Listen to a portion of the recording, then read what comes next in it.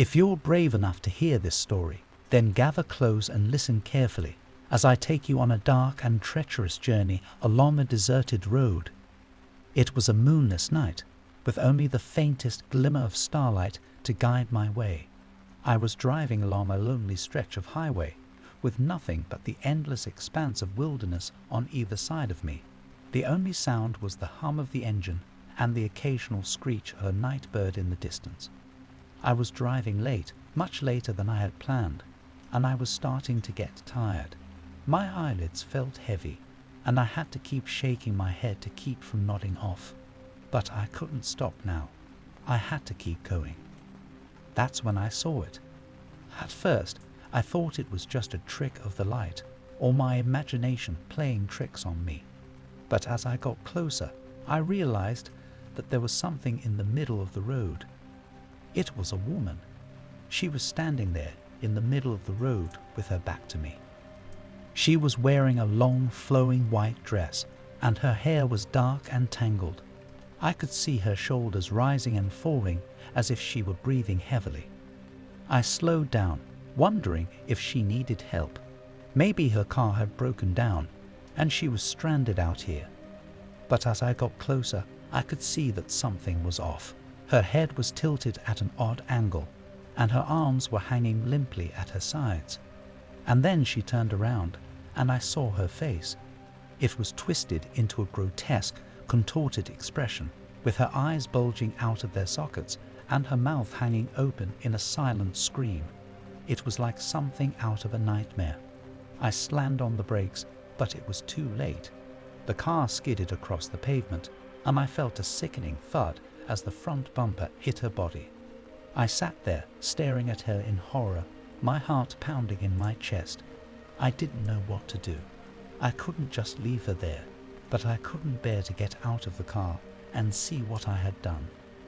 That's when I heard it. A low guttural growl coming from somewhere out in the darkness. It was like nothing I had ever heard before, and it made the hair on the back of my neck stand on end. I looked around, but I couldn't see anything. And then, all of a sudden, something slammed into the side of the car, rocking it back and forth. My scream echoed through the empty night as my hands shook violently on the steering wheel. I felt like I was trapped, and I was terrified beyond belief. I knew I had to get out of there, but I didn't know how. My mind raced as I tried to think of a way to escape, but I couldn't come up with anything. I frantically tried to start the car, turning the key over and over again, but it wouldn't turn over. It was like the engine had died, and I was stuck in the middle of nowhere. I felt like I was surrounded by darkness with no way out. Just as suddenly as it had started, the groaning stopped, and the car stopped shaking. For a moment, I just sat there, frozen in fear. My heart was pounding in my chest, and my whole body was trembling. I looked around, trying to see if there was anything out there in the darkness. But there was nothing. No sign of what had caused the growling, no indication of what had shaken the car. It was like it had never happened. I don't know how long I sat there, trembling and sweating, before I finally managed to get the car started again. My hands were shaking so badly that it took me a few tries to get the key in the ignition. When the engine finally roared to life, I felt a surge of relief. I drove away as fast as I could, my heart still racing. I didn't look back, not even once. I just kept driving as far and as fast as I could, until I was sure I was safe. To this day, I don't know what I hit that night. Maybe it was just my imagination, or maybe it was something much more sinister. But I'll never forget that drive and the terror that gripped me in the darkness. It was a dark and stormy night, and I was driving home after a long day at work. The rain was coming down in sheets, making it hard to see the road ahead of me. I turned up the radio to try and distract myself, but the sound of the rain pounding on the roof of my car was too loud.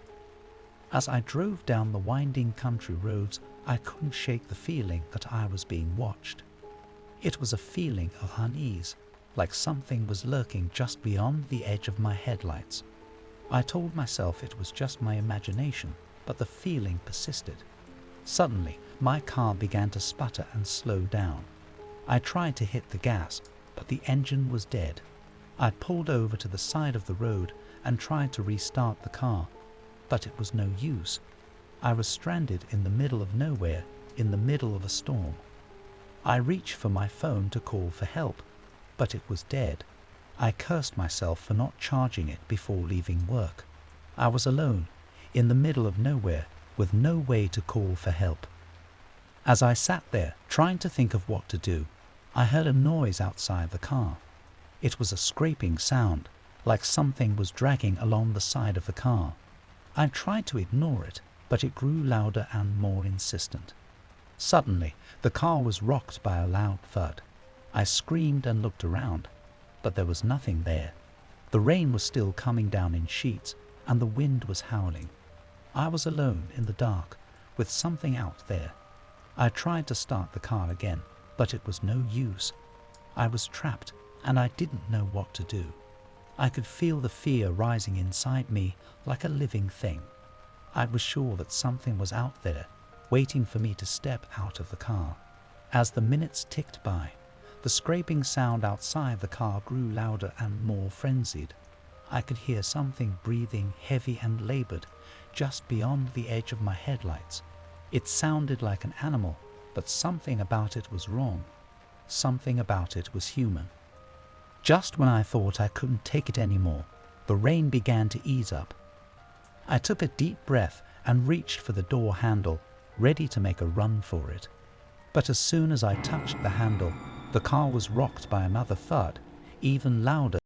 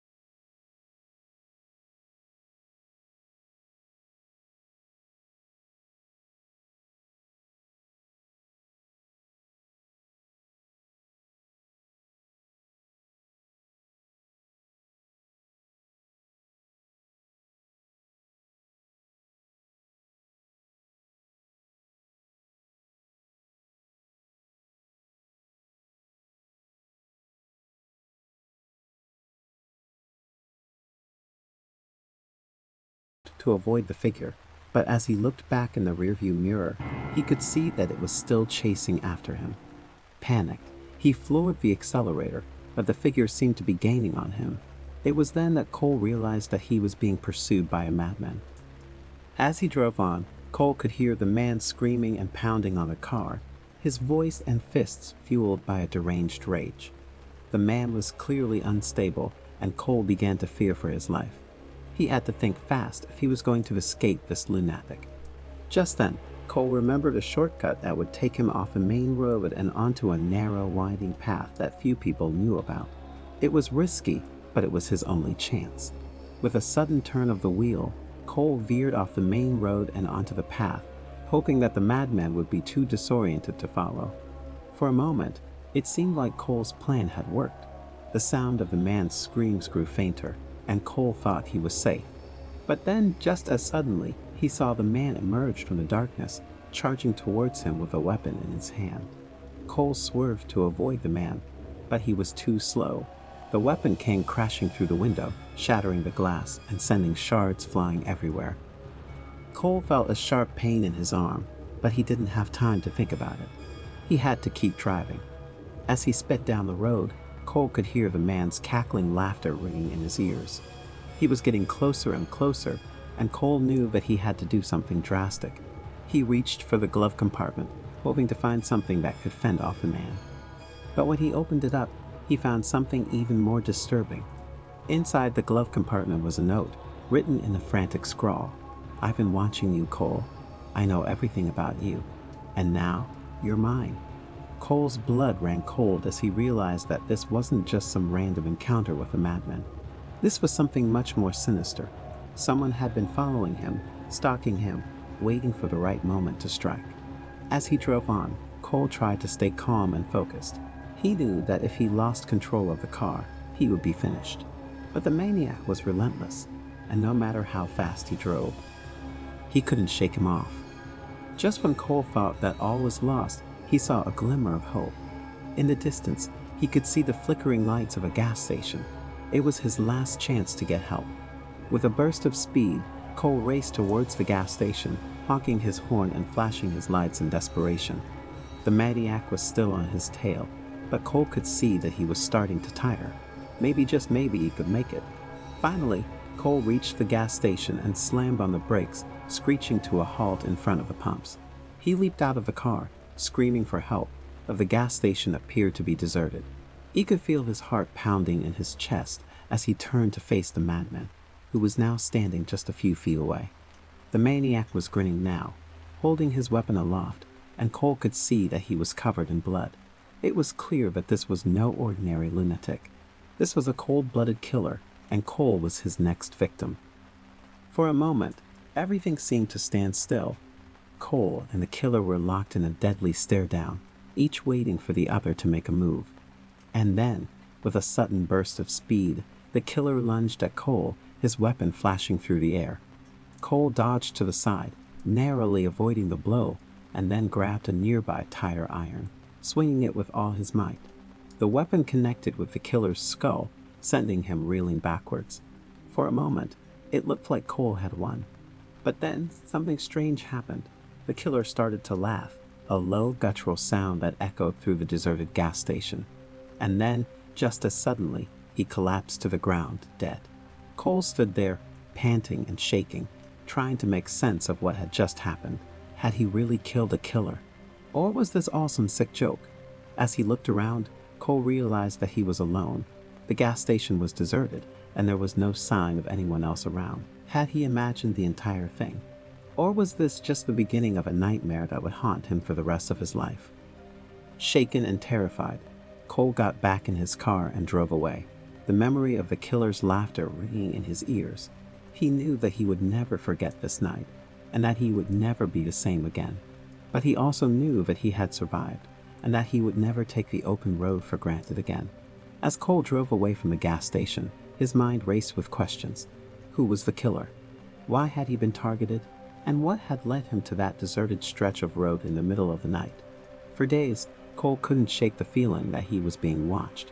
Every time he got behind the wheel, he could feel the killer's eyes on him, following his every move. He started to avoid driving at night, and he installed an elaborate security system in his home, hoping to keep himself safe. But the more he tried to protect himself, the more paranoid he became. He started to see shadows everywhere, and he couldn't shake the feeling that someone was always watching him. He became obsessed with finding out who the killer was and why he had been targeted. It wasn't until several months later that Cole finally got his answer. A local news station was running a story about a serial killer who had been terrorizing the area for years. His victims had all been young men, and they had all been killed in the same brutal manner. As Cole watched the news report, he felt a sickening sense of dread wash over him. He knew, without a doubt, that he had come face to face with that killer on that dark, stormy night, and he had somehow managed to survive. But the knowledge that he had been targeted by a serial killer only made Cole more paranoid. He started to see danger around every corner, and he became convinced that he would never be safe again. It wasn't until he sought help from a therapist that Cole started to heal. Through therapy, he learned to manage his anxiety and paranoia, and he slowly started to feel like himself again. But he knew that he would never forget that night, or the killer who had tried to take his life. Years later, Cole would still get a shiver down his spine whenever he thought about that night. But he also knew that he had come out of it stronger and more determined to live his life to the fullest. He had faced his greatest fear, and he had survived. And that was something that no killer could ever take away from him. Despite the progress he had made in therapy, Cole could never fully shake the memories of that fateful night. He still found himself looking over his shoulder whenever he was alone, and he had a hard time trusting strangers. But he refused to let the killer control his life any longer. In an effort to regain some control, Cole decided to investigate the killer on his own. He combed through news articles and police reports, trying to find any information that could lead him to the killer's identity. And eventually, he found something. One night, while scouring through an old newspaper archive, Cole stumbled upon a story about a young man who had gone missing on the same stretch of road where he had encountered the killer. The man's body had never been found, but witnesses had reported seeing a strange figure lurking near his car the night he disappeared. Cole felt a chill run down his spine as he read the article. He knew, without a doubt, that this was the work of the same killer who had targeted him, and he knew that he had to do something about it. Armed with this new information, Cole contacted the police and shared what he had found. They were skeptical at first, but as he provided more evidence, they began to take him seriously. Together, they launched a full-scale investigation into the killer's activities, hoping to finally put an end to his reign of terror. It took months of tireless work, but eventually they were able to track down the killer. He was a quiet, unassuming man who had been living a double life, stalking his victims by night and leading a seemingly normal life by day. He had a sick fascination with young men, and he had taken the lives of dozens of people over the years. When the killer was finally brought to justice, Cole felt a sense of relief wash over him. He knew that the world would be a safer place with the killer behind bars, and he felt like he had finally gotten closure on the events of that dark, stormy night. But even though the killer was gone, Cole knew that he would never be able to fully escape the memories of what had happened. He had faced his greatest fear and emerged stronger for it, but he knew that he would always carry a part of that night with him. It was a part of who he was now, and he was determined to use it to make himself stronger, more resilient, and more determined to live his life to the fullest. It was a late Friday night, and Kate and I had just finished a grueling day at work. We were both exhausted, but we had made plans to go on a long drive to blow off some steam. We hopped in my car, turned on the radio, and began our journey into the night. The road was dark and quiet, and we were the only car on the highway. Kate had dozed off, her head resting against the window, and I was trying my best to stay awake. But as we drove deeper into the night, I began to feel a sense of unease. The road seemed to stretch on forever, and there was nothing but darkness all around us. It was as if we were driving through a void. I tried to shake off the feeling, telling myself that it was just fatigue, but the unease only grew stronger. Suddenly, the radio crackled and went silent. I hit the power button a few times, but it wouldn't turn back on. I cursed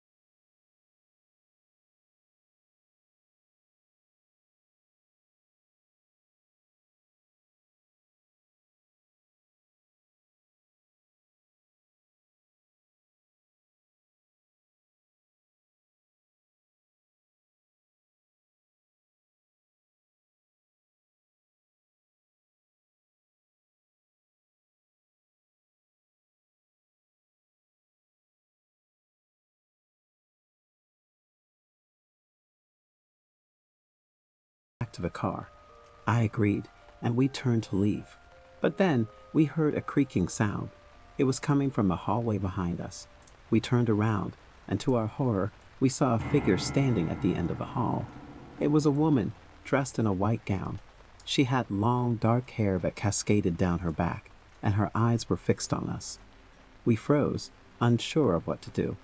The woman began to move towards us, her footsteps echoing in the silence. "Run," I shouted, grabbing Kate's arm. We sprinted back to the car, our hearts pounding in our chests. We jumped in and locked the doors, but the woman was still moving towards us. She was getting closer and closer, and I could feel my throat tightening with fear. Just when I thought we were done for, the woman stopped. She stood in front of the car, her eyes fixed on us, and then she disappeared into thin air.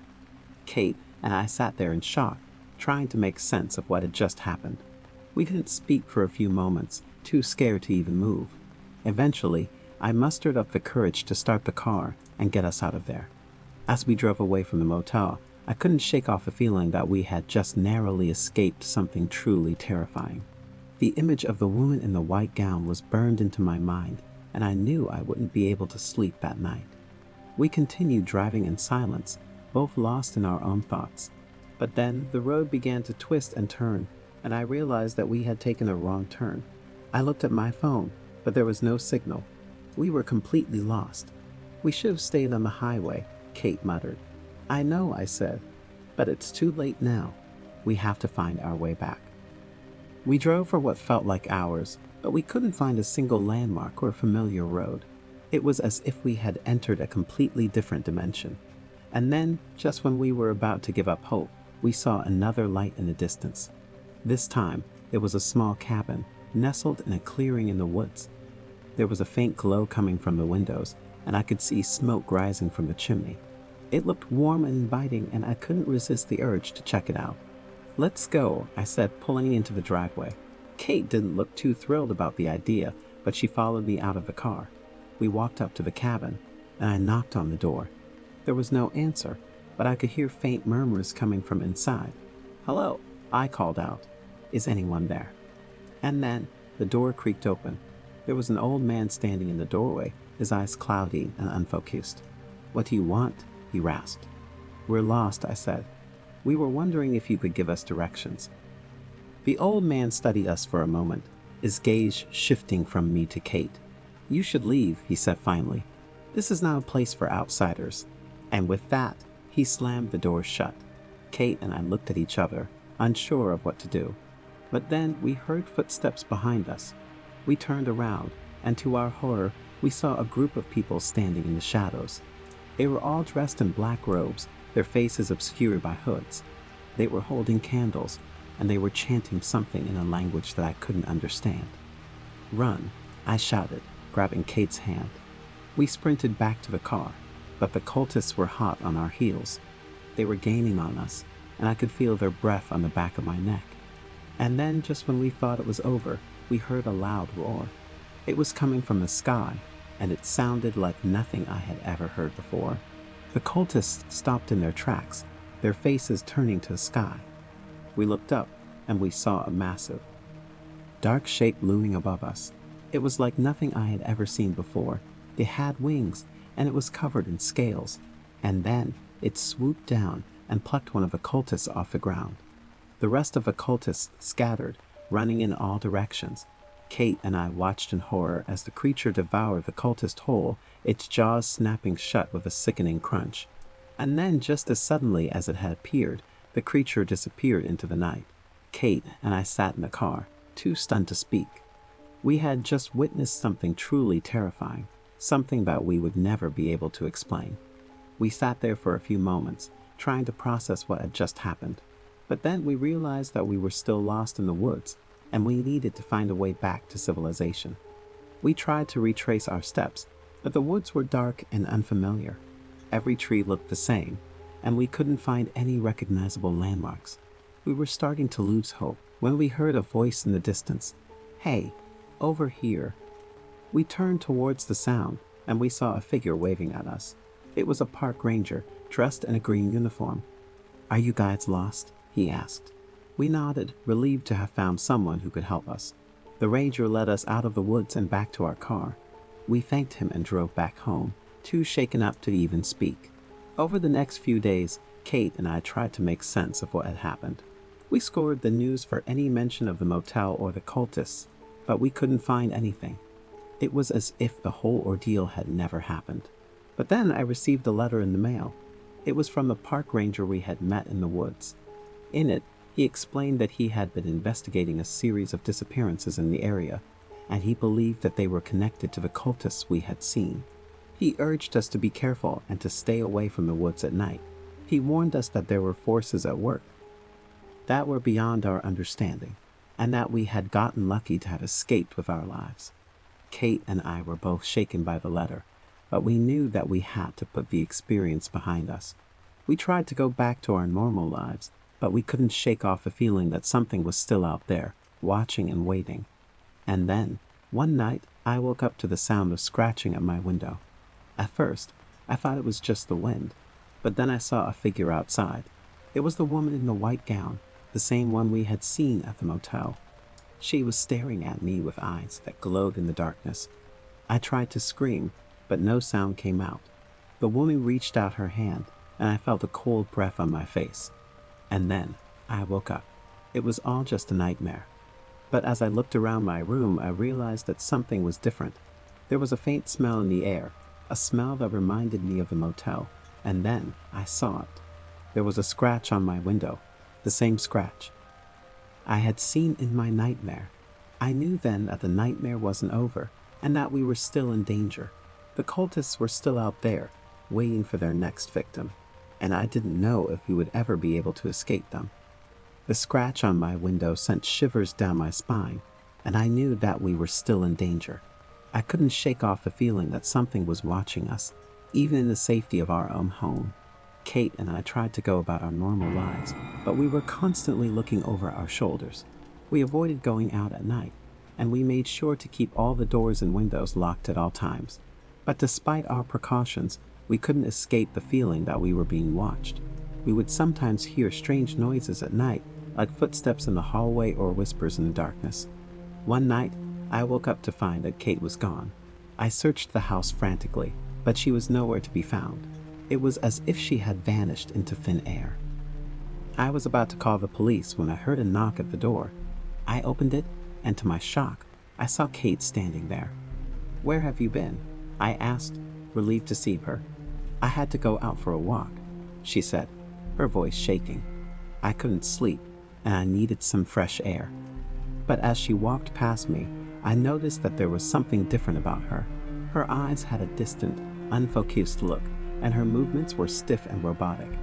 "Kate," I said, reaching out to touch her. And then she turned towards me, and I saw the truth. She was no longer herself.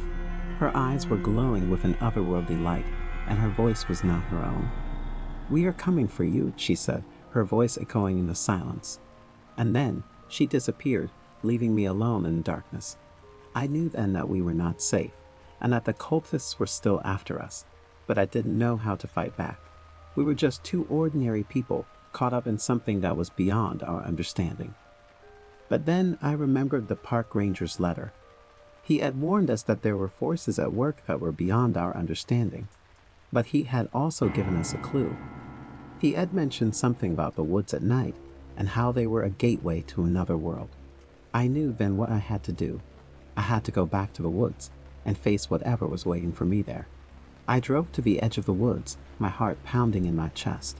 I stepped out of the car, and I felt a chill run down my spine. The woods were dark and foreboding, but I knew that I had to go on. I walked deeper into the woods, following a trail that seemed to lead nowhere. The air was thick with the smell of decay, and I could hear strange whispers in the darkness. And then I saw it. A small clearing surrounded by trees. In the center of the clearing, there was a stone altar, and on the altar, there was a book. I approached the altar, my hands shaking. I picked up the book, and I opened it. And then I understood. The book was a gateway to another world, a world of darkness and terror, but it was also a weapon that could be used to fight back against the forces that were threatening our world. I closed the book, and I felt a surge of power coursing through my veins. I knew then that I had the strength to fight back and to protect the ones I loved. I walked back to my car, feeling a sense of purpose and determination. I knew that the nightmare was not over, but I also knew that we had the power to make it right. And I knew that I would never stop fighting until we were all safe from the forces that threatened our world. When I got back home, I knew that Kate would not understand what I had gone through. She would think that I was crazy or that I had lost my mind. But I couldn't let that stop me. I opened the book and I began to read.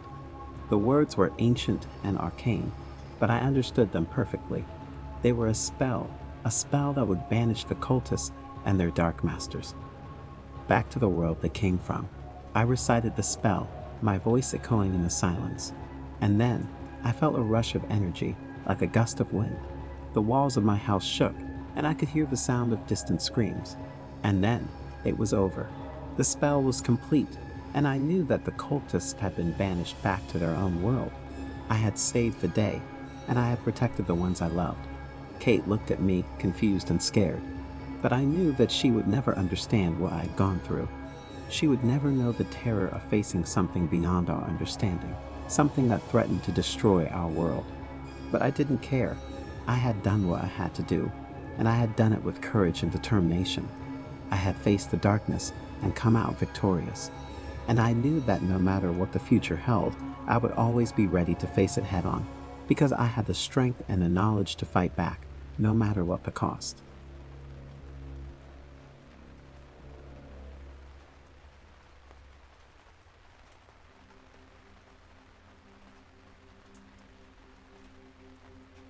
As I drove down the winding country road, my mind was still in vacation mode. I had just spent a week at a secluded cabin in the woods, far away from the stresses of my everyday life. Now I was heading back home, back to reality. The road was narrow and winding, and the trees on either side were thick and overgrown. As I drove, I noticed a man walking along the side of the road. He was tall and thin, with long, unkempt hair and a wild look in his eyes. He was wearing a tattered flannel shirt and a pair of dirty jeans, and he was carrying a large, rusty knife. I slowed down as I approached him, but he didn't seem to notice. He just kept walking, his eyes fixed on something in the distance. I watched him in my rearview mirror as I drove away, but I couldn't shake the feeling that something was wrong. I continued down the road, but my mind was still preoccupied with the strange man I had seen. I wondered what he was doing out there in the middle of nowhere, and why was carrying a knife. As I pondered these questions, I suddenly heard a loud thud, and the car jolted to a stop. I looked around, confused, and saw that the man had stepped out from behind a nearby tree and hit my car with a rock. I tried to start the engine, but it was dead. I realized with horror that the man had sabotaged my car, and I was now stranded in the middle of nowhere. I watched as the man approached my car, his knife gleaming in the moonlight. I tried to lock the doors, but they wouldn't budge. The man was now standing right outside my car, and I could see the wild look in his eyes. He was clearly not in his right mind, and I knew that I was in serious danger. As I sat there, frozen with fear, the man suddenly lunged forward and tried to open the door. I screamed and hit the gas pedal, hoping to scare him away. But the car didn't move. I was completely trapped, with no way to defend myself. The man continued to try and open the door, his knife flashing in the moonlight. I could hear him muttering to himself, but I couldn't make out what he was saying. I was sure that I was going to die. But then, just as suddenly as he had appeared, the man ran off into the woods. I sat there, shaking with fear, unsure of what to do next. I knew that I couldn't stay in the car, but I didn't want to leave it either. I was completely lost and alone, with no idea how to get help. As I sat there, trying to think of a plan, I heard a noise outside the car. It was a scraping sound, like something was dragging along the side of the car. I tried to ignore it, but it grew louder and more insistent. Suddenly, the car was rocked by a loud thud. I screamed and looked around, but there was nothing there. The rain was still coming down in sheets, and the wind was howling. I was alone in the dark with something out there. I tried to start the car again, but it was no use. I was trapped, and I didn't know what to do. I could feel the fear rising inside me, like a living thing. I was sure that something was out there, waiting for me to step out of the car. As the minutes ticked by, the scraping sound outside the car grew louder and more frenzied. I could hear something breathing, heavy and labored, just beyond the edge of my headlights. It sounded like an animal, but something about it was wrong. Something about it was human. Just when I thought I couldn't take it anymore, the rain began to ease up. I took a deep breath and reached for the door handle, ready to make a run for it. But as soon as I touched the handle, the car was rocked by another thud, even louder than the first.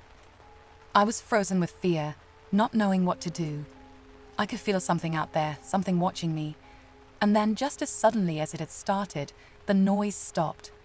The rain had stopped too, leaving an eerie silence in its wake. I sat there for what felt like hours, too afraid to move. Finally, as the first light of dawn began to creep over the horizon, I mustered up the courage to step out of the car. But when I looked around, there was nothing there. No footprints, no signs of anything out of the ordinary. I got back into the car and started the engine. It roared to life as if nothing had ever been wrong. As I drove away, I couldn't shake the feeling that something had been out there, in the dark, watching me. And I knew that I would never forget that terrifying night ride,